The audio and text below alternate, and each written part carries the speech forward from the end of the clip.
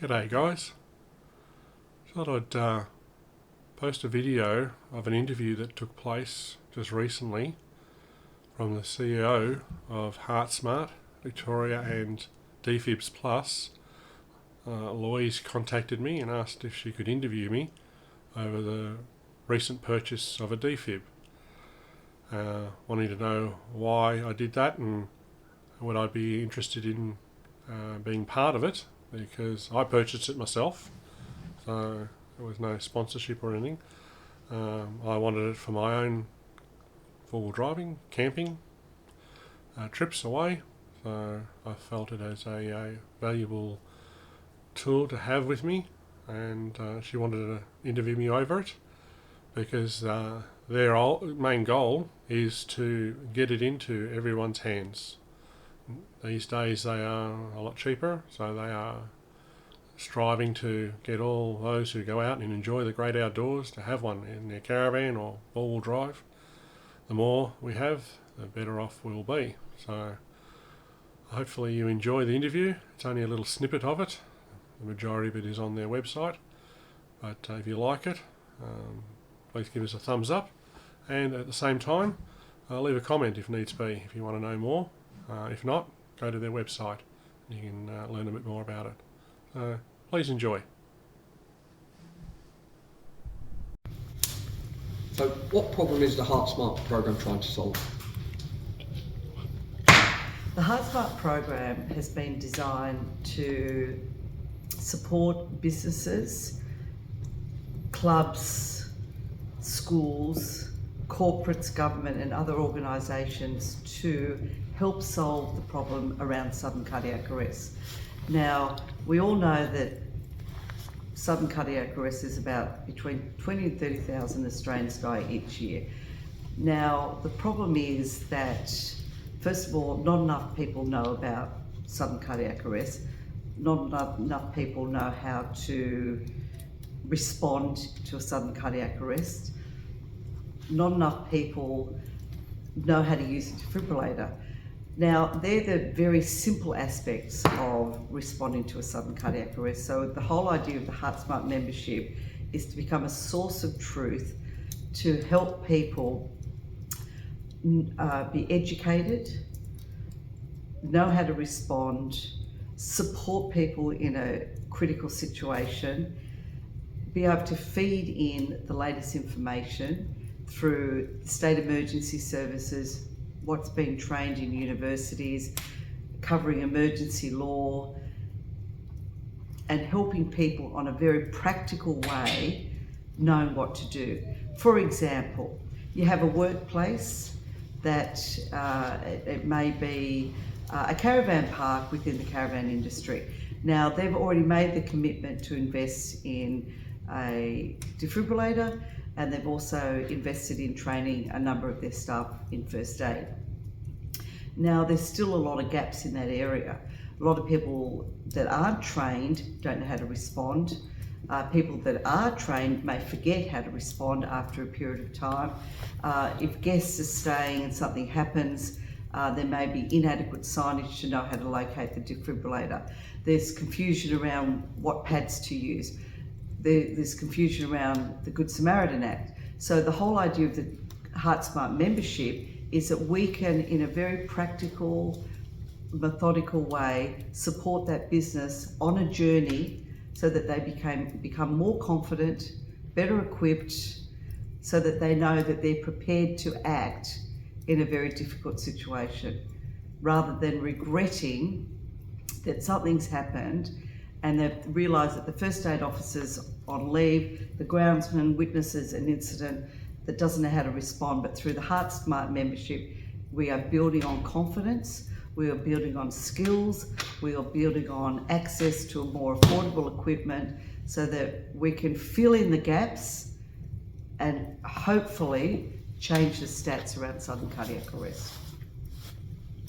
What about if we just start by you introducing your lovely self to everyone and why you're here and your passion for camping and so on? So for a good 30 years, 56 now, so yeah, when I was about 15, 16, I got into a little bit of four-wheel driving, and then later on I sort of expanded to doing overlanding, so we've travelled all over Australia. I was in the building game back then, so I enjoyed that, but changed work, as you know. But because that change of work didn't stop me, I wanted to keep going. I love it. Now that I have children who also love it, we sort of do it as a family. So it's something that is my driving force and something as a passion that I'd like to do. And I noticed with your passion, or passion for many people that love going off-road camping, is that they seem to be very well equipped. So that I gather that that's been very important for you to have the right gear in particularly remote locations. Yeah, absolutely. It's equipment for safety, recovery, whether it's the vehicle or people, has just escalated. Now that we are able to carry first aid kits that are, you know, as good as quality as you'd find in a hospital now with the amount of stuff that's in them, on top of having recovery gear to make sure that you can recover your vehicle too and get out of a situation too. So yes, it is something that I feel is a must if I'm going to take my family away, to make them as safe as possible while still enjoying the remoteness of it all. And with that, I noticed that there was no hesitation for you to invest in a cardiac emergency kit. You could see that it was a no-brainer. It made sense for you to be able to travel remotely with a cardiac emergency kit, which included a CPR helper and an AED, an external defibrillator. Now, do you want to speak a little bit more about that? Because you had a particular experience with a local police officer that was quite impressed with your investment. So, if we think about one of my holidays, we'd set up, we were there for about 9 days. Towards the end of it, we were going to do some footage, some unique footage, and we had all our gear out, and a policeman had arrived from the local area. And he'd done a full circle, and when he caught up to us, we were one of the last campers he caught up with.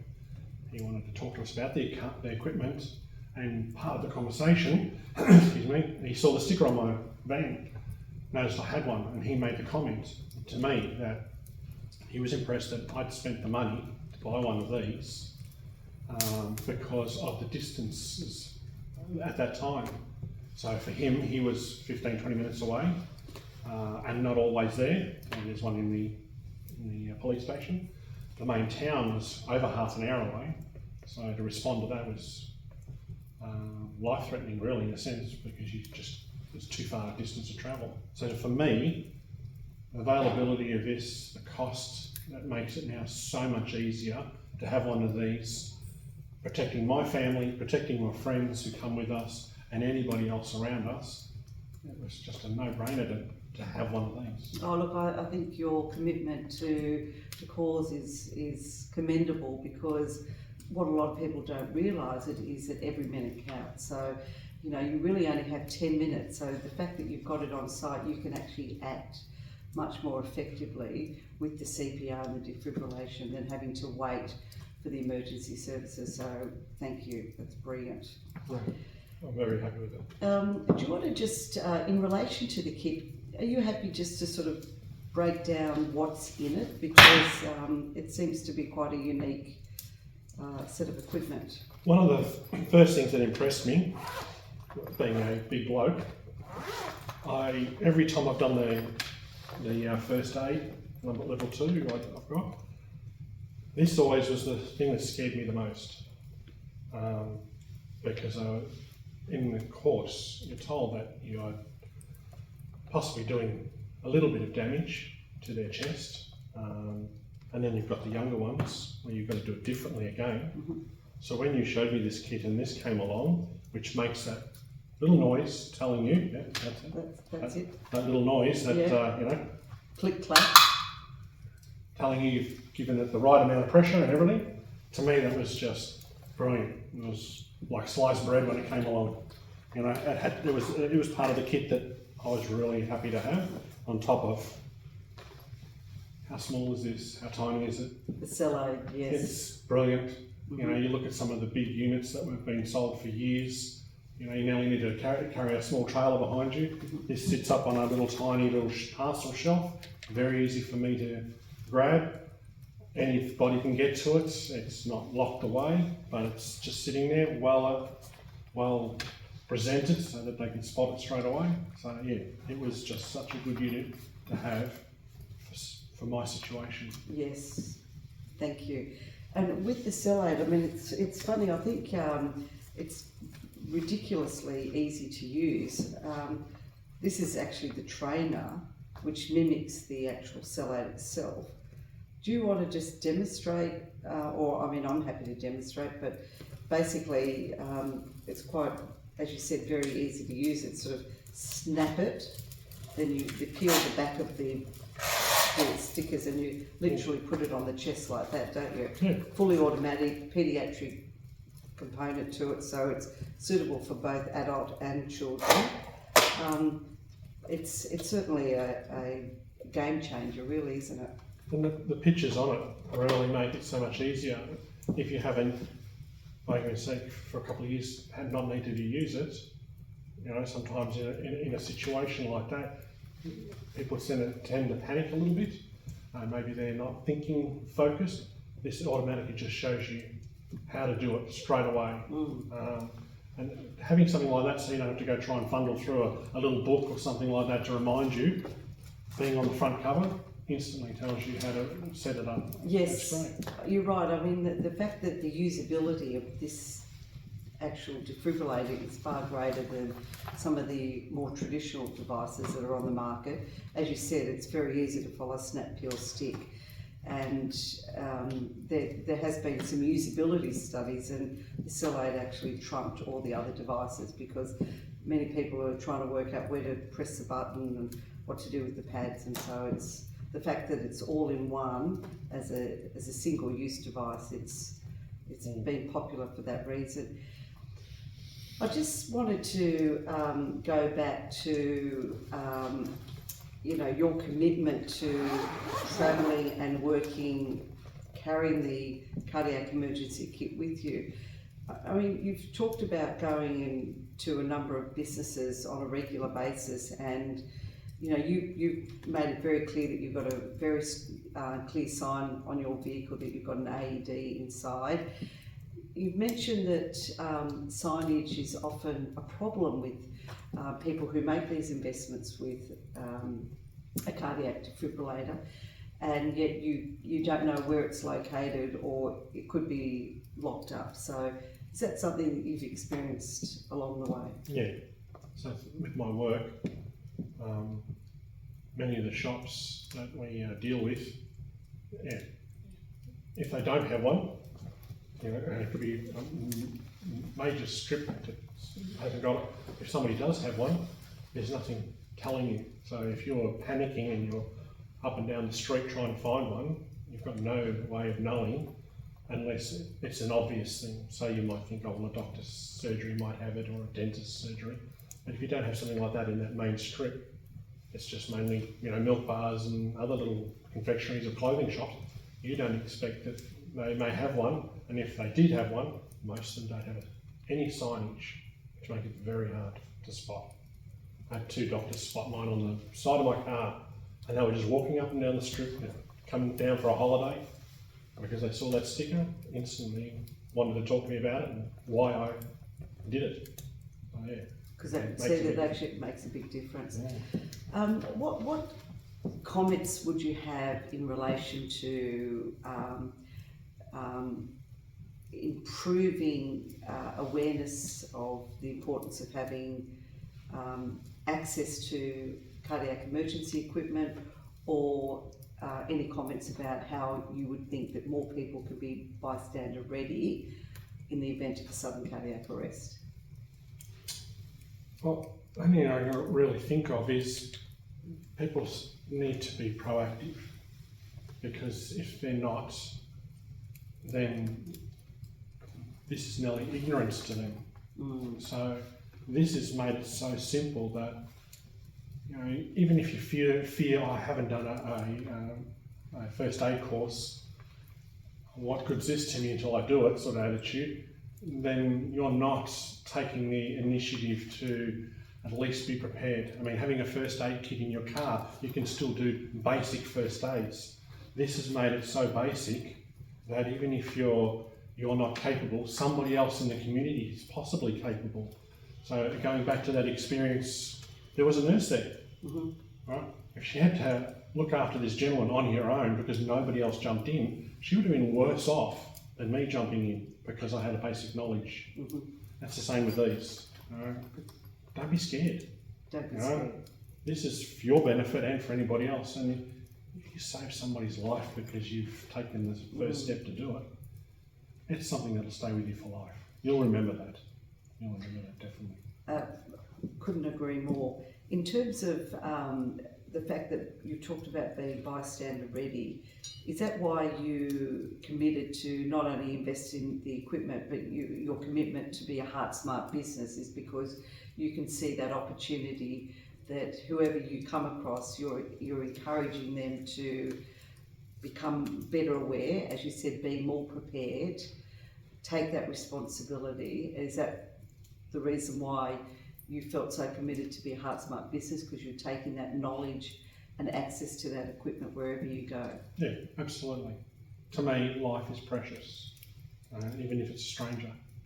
So being heart smart ready, absolutely.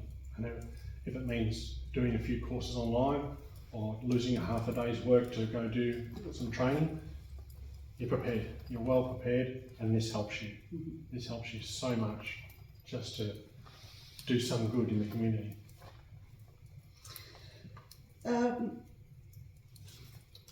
You've answered many questions and you've spoken so beautifully.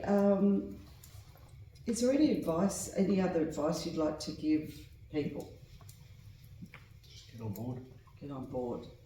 It's not that hard. I mean, I suffer from a little bit of dyslexia, and if I can do the course and get myself through it, learn how to do this, anybody can do it. Welcome to the dyslexic family. I'm dyslexic myself.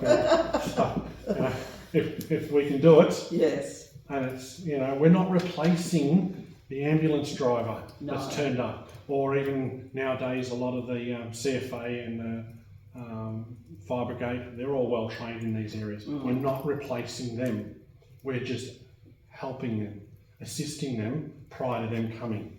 And what we do can make the difference to their success or demise.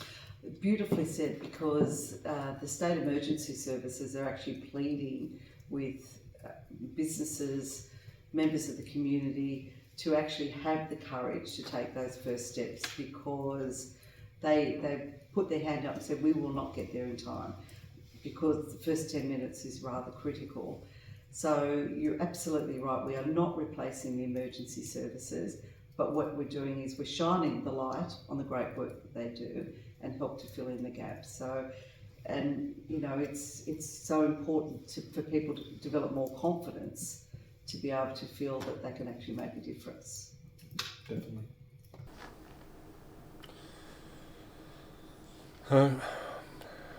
If you've come to the end of this video and you're still watching, thank you very much.